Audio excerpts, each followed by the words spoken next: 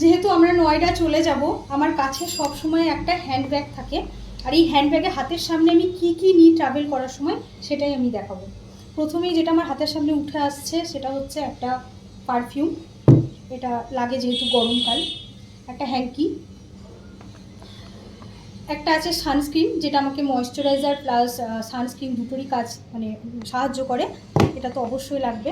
একটা স্যানিটাইজার, আর যেটা মাস্ট সেটা হচ্ছে একটা ফোনের চার্জার, মানে আমার ফোনের চার্জার। আর এই যে আমার সানগ্লাস, সবাই পরে দেখায়, আমিও দেখিয়ে দিলাম, তো এটা আমার নতুন। আর নিয়েছি, আচ্ছা এটা একটা আছে, যদি মাথা যন্ত্রণা করে এটা আমার লাগে অনেক সময়। আর যেটা খুব ইম্পর্টেন্ট সেটা হচ্ছে, মেয়েদের বিশেষ করে রাখাটা ভীষণ ইম্পর্টেন্ট, সেটা হচ্ছে পিসের, এটা আমি ক্যারি করি। আর ডকুমেন্টস তো আছেই, এটা বার করলাম না।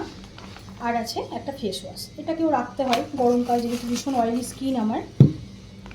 আর এই ক্লাচার, এই সমস্ত টুকটাক কিছু পয়সা, অল্প কিছু টাকা, ব্যাস এটাই। আজকাল তো সব কিছুই অনলাইনে। তো এই হয়ে গেল আমার কোথাও যাওয়ার জন্য আমি কী কী নিই ব্যাগে, আমি দেখিয়ে দিলাম।